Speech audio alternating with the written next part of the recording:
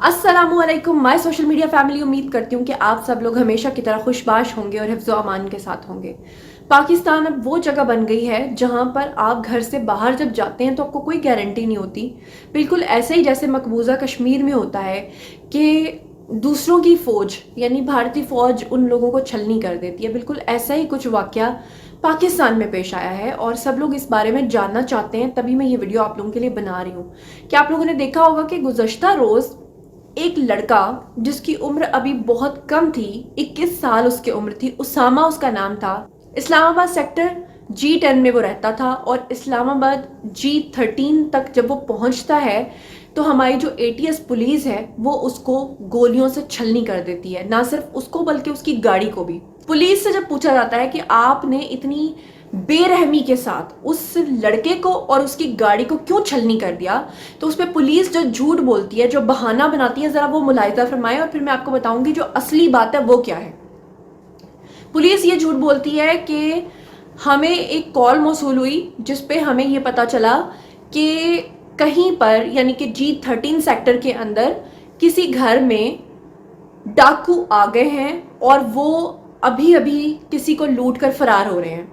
जब हमने इस गाड़ी को यानी कि जो उसामा की गाड़ी थी, जब हमने इस गाड़ी को आते देखा तो हमने इस गाड़ी को मशकूक पाया और जब हमने इस गाड़ी को रोकने की कोशिश की तो ये गाड़ी नहीं रुकी और फिर हमने गाड़ी के ऊपर फायरिंग कर दी और फिर हमने नहीं देखा कि कौन मर गया कौन जी रहा था। अब फर्ज कर लें कि अगर पुलिस की बात को मान भी लिया जाए तो मैं आपको बताती हूँ कि जब आप देखते हैं कि कोई शख्स सामने मशकूक है लेकिन आपको 100% कंफर्म नहीं होता कि सामने वाला शख्स वाकई कल्प्रिट है या नहीं है, तो आप कैसे डायरेक्ट उसके ऊपर फायर खोल सकते हैं। जब पुलिस से ये पूछा गया कि आपने डायरेक्ट फायरिंग क्यों की, क्योंकि जो गाड़ी है उसामा की उसमें आपको पता है कि जो पुलिस वाले हैं उसकी जो गाड़ी की विंड स्क्रीन है उसके ऊपर 22 गोलियां लगी हुई हैं, जिसमें से 17 गोलियों ने उसको छलनी कर दिया उसामा को और वो उसी वक्त जांबाज नहीं हो सका।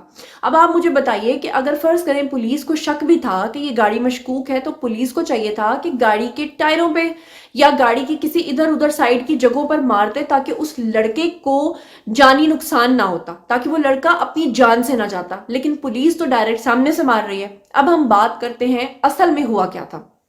दरअसल ये जो लड़का है उसामा, ये बेसिकली अपनी गाड़ी को कैब सर्विस के तौर पे चलाता था। जैसे आपको पता है उबर पे लोग चलाते हैं या क्रीम पे गाड़ी चलाते हैं, तो बिल्कुल उसी तरह से ये कैब के लिए गाड़ी चलाता था और ये अपने एक दोस्त को यूनिवर्सिटी छोड़ने के लिए गया था, वहां से ये वापस आ रहा था। जब ये वापस आ रहा था तो रास्ते में पुलिस वालों ने, इन्हीं पुलिस वालों ने, ये 5 अफराद थे, इन्होंने इसे रोका और फिर इसके वालिद जो हैं, उसामा के जो वालिद हैं, वो ये बताते हैं कि उन्होंने जब इसको रोका तो इस लड़के के साथ उनकी कुछ तल्ख कलामी हुई। तल्ख कलामी के बाद इनका आपस में झगड़ा हुआ। झगड़ा होने के बाद क्या हुआ कि ये जो 5 पुलिस वाले थे, ATS वाले, इन्होंने उसामा को ये धमकी दी कि तुम घर चलो बच्चू, हम तुम्हें मजा चखाएंगे। ये लफ्ज जरा नोट कीजिएगा कि हम तुम्हें मजा चखाएंगे।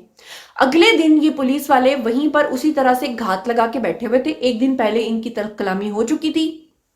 अगले दिन जब ये लड़का, क्योंकि ये टैक्सी सर्विस चलाता था, तो ये जब लड़का वापस आ रहा था तो पुलिस वालों ने दोबारा से इसको देखकर इसके ऊपर ना आओ देखा ना ताओ देखा और इसकी गाड़ी की सामने जो फ्रंट स्क्रीन थी, विंड स्क्रीन, उसके ऊपर गोलियां बरसाना शुरू। अब इत्तेफाक से जहां पर बुरे लोग होते हैं वहां पर कुछ अच्छे लोग भी होते हैं। उस इलाके का एक SHO या DPO है, उन्होंने बाकायदा इस बात की तस्दीक की है कि जिन पुलिस वालों ने इनको डाकू समझ के मारा, यानी कि वो झूठ बोल रहे हैं, दरअसल उन्होंने जब उस शख्स को जिसके घर में ये वाकया पेश आया था यानी डकैती हुई थी, उसको बुला के जब उसामा की शक्ल दिखाई गई और पूछा गया कि बताइए क्या ये वो लड़का है जिसने आपके घर पे कार्रवाई की थी, तो उस शख्स ने साफ उसामा को मानने से इनकार कर दिया। उसने कहा मैं इसको नहीं जानता। इसका मतलब यह है कि उसामा जो था वो बेकसूर था। ऐसी सूरत हाल में वो जो 5 अफराद हैं उनके नाम मैं आपको जरा पढ़ के सुना देती हूँ कि वो 5 पुलिस वालों का जो नाम है वो क्या है। जनाब यारी, ये 5 पुलिस वाले जो हैं, इनमें एक का नाम मुदस्सिर है, एक का नाम शकील है, एक का नाम सईद है, एक का नाम मोहम्मद मुस्तफ़ा है। नाउजुबिल्ला, आप देखें नाम क्या है और काम क्या है।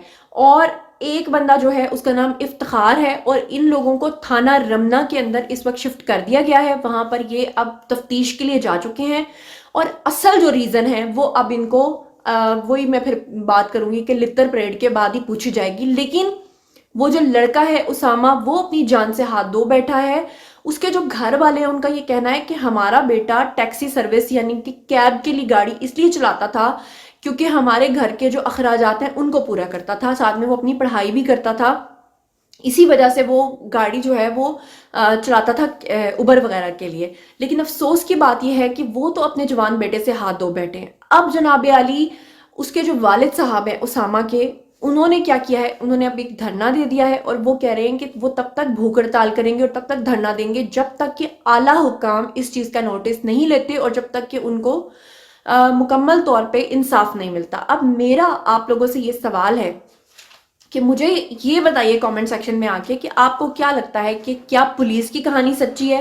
کیا واقعی وہ ایک ڈاکو تھا اور اس وجہ سے اس کے اوپر گاڑی نہ رکنے پہ انہوں نے 22 گولیاں برسا دیں جس میں سے 17 اس کو لگیں، یا کہ آپ کو لگتا ہے کہ اس کے والد کی کہانی بالکل صحیح ہے کہ انہوں نے اس کو دھمکیاں دی اور اس کے بعد انہوں نے سامنے کی ونڈ سکرین سے حملہ کیا؟ اور دوسری طرف میرا آپ لوگوں سے یہ بھی سوال ہے کہ آپ لوگوں کو یاد ہوگا سانحہ ساہیوال، تو وہ جو سانحہ ساہیوال ہوا تھا اس میں ان کے جو گھر والے تھے یا جو بچے ہیں، کیا ان کو انصاف مل چکا ہے؟ یا اس سے پہلے جو اس طرح کے واقعات ہوئے ہیں، کیا آپ کو لگتا ہے کہ ریاست اس طرح کے لوگوں کے ساتھ کوئی انصاف کر پاتی ہے؟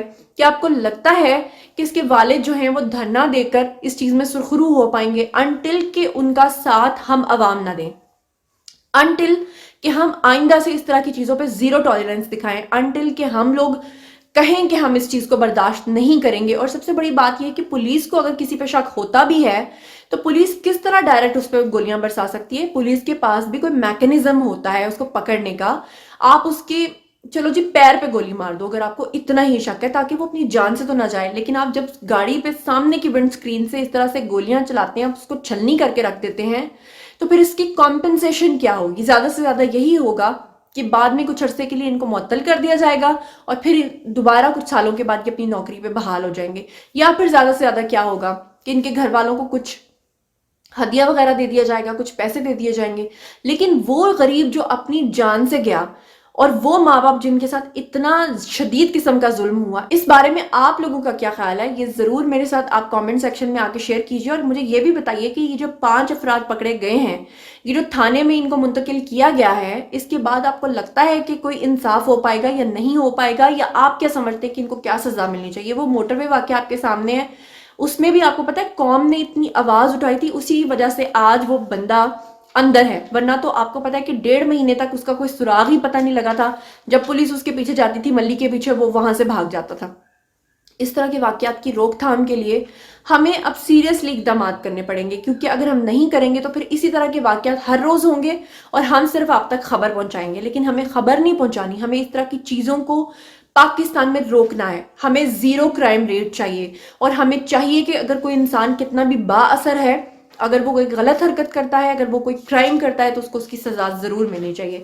اس بارے میں آپ لوگوں کا کیا خیال ہے؟ کامنٹ سیکشن میں آئیے، میرے ساتھ شیئر کیجیے، اور مزید خبریں جاننے کے لیے، میرے ساتھ کنیکٹڈ رہنے کے لیے چینل کو سبسکرائب کرنا ہرگز مت بھولیے، ساتھ میں جو بیل آئیکن ہے اسے بھی پریس کر لیں تاکہ ٹائملی نوٹیفیکیشنز آپ تک پہنچ سکیں۔ اپنا بہت بہت خیال رکھیے گا۔